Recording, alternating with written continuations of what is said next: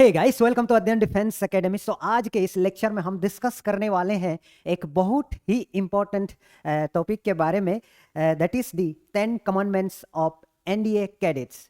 So what are the 10 commandments जैसे आप screen में देख रहे हैं। सो इनको एक एक करके हम समझने की कोशिश करेंगे। ओके, तो चलिए फिर बने रहिएगा, बिकॉज मैंने ये बहुत यूट्यूब में मैंने सर्च करके देखा है, लेकिन हमने कहीं पर नहीं देखा about the commandment of the NDA cadets.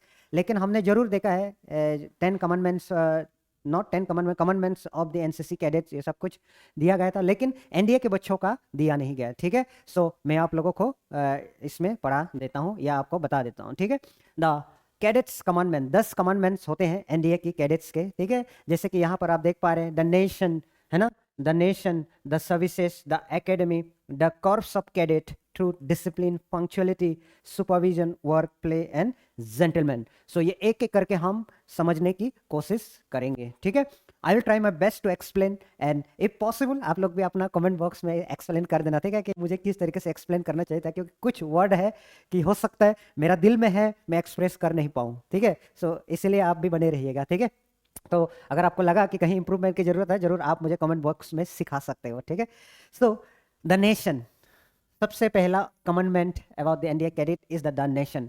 इसका मतलब देखिए, यहाँ पर सबसे पहले नेशन का ऑनर और इंटरेस्ट हमेशा and every time should be first. सबसे पहले आप देखो, राष्ट्र का सम्मान, यानी जो honour of our country should be the prime, should be the number one. मतलब कभी भी कहीं भी कभी भी हो, देश की इज्जत, देश की रेस्पेक्ट, देश की सम्मान होनी चाहिए। That is the first priority. And दूसरा है इंटरेस्ट कम फर्स्ट। मतलब इंटरेस्ट मतलब देश के फायदा, देश के लिए, देश के अच्छाई के लिए जो होगा वो हमें सबसे नंबर वन पहले देखना है। मान के चलिए कि आपका एक पर्सनल काम आया एंड दूसरा एक देश हित का काम आया, तो आपको क्या करना होगा, आपके काम छोड़ के आपको किसका काम करना है, देश की काम करना है, because it is the first priority. So ये एनडीए कैडेट का एक पहला प्रिसेप्ट है, पहला प्रिंसिपल है, पहला कमांडमेंट है। द नेशंस ऑनर, यानी देश का रेस्पेक्ट और इंटरेस्ट, और देश का आप क्या कह सकते, हिट, है ना, देश का इंटरेस्ट, देश का फायदा, वो सबसे पहला और हर बार हर फल आना चाहिए। ये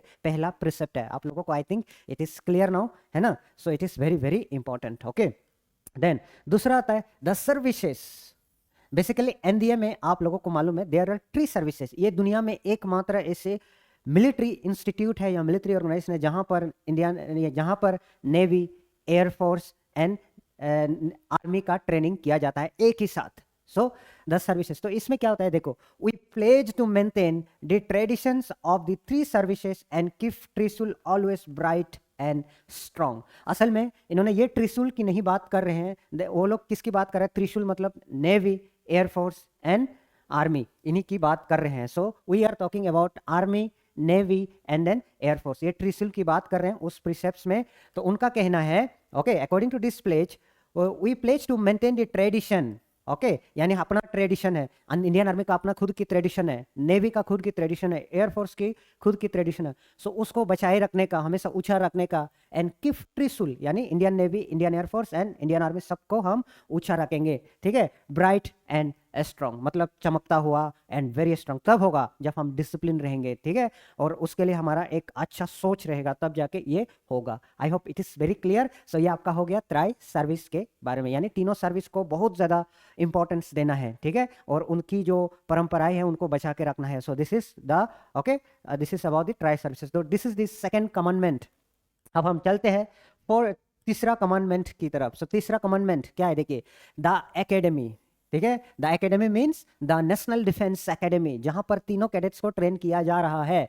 सो we are proud of the academy. ठीक है, we are proud of the academy, हम एकेडमी से बहुत ज्यादा प्राउड है। ठीक है, बहुत ज्यादा हम गर्व है एकेडमी से। ठीक है जी, so we will at all times, हम लोग हर समय endeavour to uphold its reputation, conduct, bearing and manner. ठीक है, इसका मतलब क्या करेंगे, हम हमारे जो बिहेवियर है, हमारे जो मैनर है, हमारे जो हमारे जो क्या है, मैनर, काम, इन सब से हम हमेशा हमेशा जो एकेडमी है उसका नाक को, यानी उसका ये जो लीगेसी है उसको हम हमेशा बनाए रखेंगे और उससे बेहतर करने की कोशिश करेंगे। ठीक है, हमें एकेडमी पर गर्व है, हमें अपना एनडीए एकेडमी पर बहुत ज्यादा गर्व है। हम हर समय प्रसिर के भीतर और बाहर अपने आचरण असर और तरीके से इसके प्रतिष्ठा को बनाए रखने का प्रयास करेंगे। मतलब हर समय जो एकेडमिक लीगेसी है उसको हम अच्छा करके अच्छा और उससे ज्यादा अच्छा करने की कोशिश करेंगे। ठीक है, सो नेक्स्ट की तरफ चलते हैं। द कॉर्प्स ऑफ कैडेट सबसे बड़ी बात होता है। ठीक है, so we are family, we are loyal to each other, we act as a one man. तो देखिए तीनों मतलब एक है। जब आप एक फैमिली की बात कर रहे हो, फैमिली में हमेशा क्या होता है, एक लॉयल होता है, हम एक दूसरे को भरोसा करते हैं। आई बिलीव माई पापा, I believe my mom, okay, I believe my brothers, I believe my sister. तो क्या है, ये एक फैमिली है। तो जब भी हम कोई आवाज देते हैं, फॉर एग्जाम्पल मुझे मेरे भाई को दिल्ली यूनिवर्सिटी में भेजना है, तो हम लोग सारे एकजुट होकर क्या करेंगे, यस उनको भेजना चाहिए। So this is how like this, right. So we are a family, हम लोग एक फैमिली है, हम एक दूसरे से लॉयल रहते हैं, ठीक है, वफादार रहते हैं, और हम इसीलिए एक मैन की तरह, मतलब हम एक ग्रुप हो, 10 हो, 20 हो, 25 हो, 200 आदमी हो, हम as a one unit act करेंगे। ठीक है, सो ये बहुत ज्यादा इंपॉर्टेंट लगता है मुझे। सो this is called the unity. अब आप देखो वन मैन, हमेशा आपको पता होना चाहिए कि डिफरेंट डिफरेंट रिलीजन के लोग जाते हैं, Buddhist, Sikhs, Hindus, Muslim, all type of religious people जाते हैं, तभी भी वो एक फैमिली की तरह रहते हैं। बहुत दिल की बात, खुशी की बात है, एक दूसरे से ये लोग वफादार रहते हैं, and they act as a family, एक फैमिली की तरह काम करता है। सो कितना बढ़िया है ना, so how nice it is. ठीक है, सो नेक्स्ट बात करते हैं again the truth. So truth, हमें हमेशा सच्चाई से रहना चाहिए। जैसे कि देखो, we always follow the harder right rather than easier wrong, है ना। कुछ समझ आया आप लोगों को, we always follow the harder right rather than easier wrong। हम क्या करते हैं, फॉर एग्जांपल हमने एक गलत काम किया है, ठीक है, बात की बात करते हैं, हमने एक गलत काम किया है, लेकिन उस गलत काम को करने के लिए हम क्या कर रहे हैं, उस गलत काम को छुपाने के लिए हम झूठ बोल रहे हैं। तो ये क्या हो गया, मेरे लिए आसान पड़ गया ना कि उसने मुझे क्या हो गया, उसने बोला क्या ना, ये आदमी अच्छा है, तो उसका सोच तो उनका नजरिया से ऐसे रहेगा। लेकिन मैं अगर बता देता तो क्या होता, उस इंस्टेंट में उसके सामने में बुरा बन जाता। बट कैडेट का क्या कहना है, देखिए ये रूल होता है हमेशा, ताकि उस वक्त में जो भी हो हम सच्चाई ही बताएंगे, ताकि मुझे पनिशमेंट मिले, मुझे मेरा नौकरी से जाना पड़े, कहीं से कुछ भी हो, लेकिन मुझे उस इंस्टेंट पे सच बोलना है। बिकॉज सच बोलने से ये एक टेम्पररी चीज है, बाद में वो ठीक हो सकता है।